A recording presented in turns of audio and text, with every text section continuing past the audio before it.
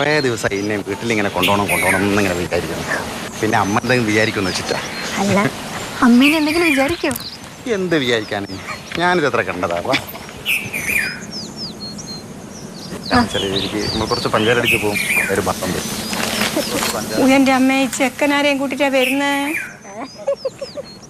ഏതൊരു പെണ്ണിനെയും കൂട്ടിട്ടാലും വരുന്ന മക്കളെ. ദിശേ ദിശേ, ഞാൻ അന്നേരെ പറഞ്ഞിക്ക് ഇവരൊന്നും സിനിമയെ പറഞ്ഞേക്കണ്ടെന്ന്. ഇനിയിങ്ങനെ ഫുൾ ടൈം ഫോണും കണ്ടിരുന്ന ഞാൻ അന്നേരെ പറഞ്ഞിക്കില്ലേ എൻ്റെ ഓനെ സിനിമയിലൊന്നും പറഞ്ഞേക്കണ്ടെന്ന്. എൻ്റെ കെട്ടിയോനെന്താ ഒരു പെണ്ണേയും കൂട്ടി വന്നിക്ക് അനുഭവിച്ചോ? സുമേഷ് ചേട്ടാ എന്നെ ചതിച്ചു അല്ലേ? എന്ത് ചതിച്ചെന്ന്? ഏതാടാ ഇവള്? ഏത് താരാ?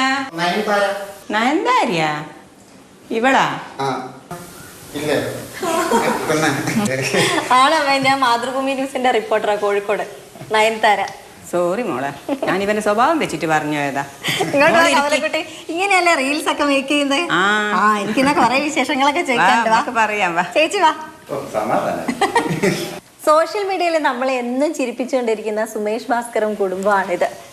സുമേഷ് ഏട്ടാ, ഞങ്ങളെ ചിരിപ്പിക്കാൻ തുടങ്ങിയിട്ട് എത്ര കാലമായി? കൊറോണക്ക് ശേഷം.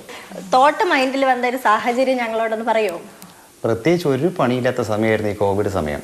ആ സമയത്ത് ഞാൻ ദുബായിലായിരുന്നു ഒരു 12 വർഷത്തോളം.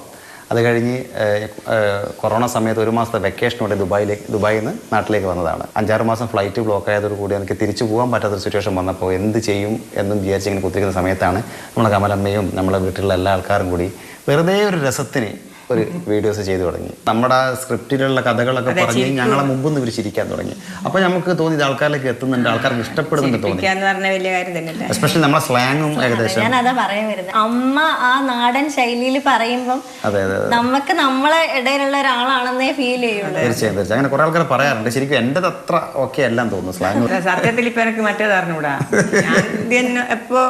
എപ്പോഴും ഇതിനല്ലേ സംസാരിക്കുന്നത്.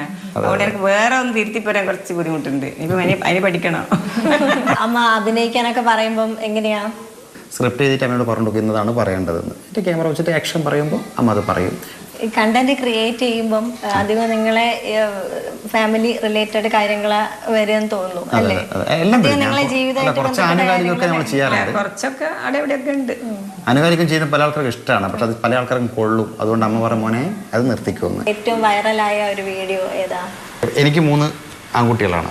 അപ്പോൾ ഞാൻ എപ്പോഴും ദിശയോട് ഫുഡിനും കാര്യങ്ങൾക്കെല്ലാം പറയുന്ന സമയത്ത് ഇവളെല്ലാം നിന്ന് അപ്പിയിടുന്ന ഈ ചന്തി എന്നൊരു സംഭവം ഉണ്ടല്ലോ, ഏത് സമയത്ത് ഇതിൻ്റെ പരിപാടി. അപ്പോൾ ഞാൻ ഇവളോട് പറഞ്ഞു, ഷോ ഇനി ഇത് മാറും ചന്തി കൈ മടുത്തിട്ടുണ്ടാവില്ലേ ഈ 3 ആളത്.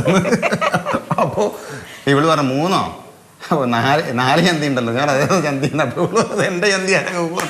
അപ്പോൾ ആ സംഭവം എനിക്ക് ഇവള് പറഞ്ഞ ഒരു പക്ഷെ വർക്കാവില്ല. അപ്പൊ അത് സെയിം സംഭവം എന്റെ അമ്മ പറഞ്ഞാൽ സൂപ്പർ ആവുന്ന എനിക്ക് തോന്നുന്നു. അമ്മക്ക് 3 ആൺകുട്ടികളാണ്. അപ്പൊ ഞങ്ങൾ നേരെ അത് എടുത്തിട്ട് ഇപ്പുറത്തിട്ടിട്ട് ഞാൻ അമ്മേനെ കൊണ്ട് അത് ചെയ്യിച്ചപ്പോ എനിക്ക് പറയാൻ പറ്റില്ല, അത്ര രീതിയിൽ വൈറലായി. കമലമ്മയുടെ സിനിമ റിലീസ് ആവാൻ പോവാണ് ഈ മാർച്ച് 28 വയസ്സത്രയായി എന്നാണ് സിനിമയുടെ പേര്. നല്ലൊരു സ്റ്റോറി വന്നിട്ട് അമ്മ ചെയ്യുന്നുണ്ട്. ഞാനൊരു ചെറിയ വേഷയിൽ ചെയ്തിട്ടുണ്ട്.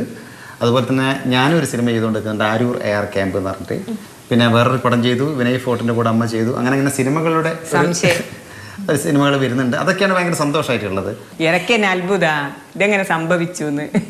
നമ്മൾ വെറും അടുക്കളയിലെ ചോറും കറിയും വെക്കുക, നേരത്തിന് വിളമ്പി കൊടുക്കുക എന്നല്ലാണ്ട് വേറെ ഒന്നും ചിന്തിക്കുന്നേ ഇല്ല. സുഹൃത്തുക്കൾക്ക് അമ്മയുടെ അസൂയ തോന്നുന്നുണ്ടാവില്ലേ ചിലപ്പോൾ? അങ്ങനെ പറയുമ്പോ അസൂയായിട്ട് എനിക്ക് തോന്നിയിട്ടില്ല. അല്ലെങ്കിൽ രീതിയിലെ പറയുന്നു എനിക്കറിയില്ല. നല്ല സ്നേഹത്തോടെ പറയുകയാണെ കമല ഇഞ്ഞിപ്പാരാ അങ്ങനെ പറയും. ഞാൻ പഴയ കമല ഇഞ്ഞാട് ഓർക്കാട്ടെ എൻ്റെ വീട്.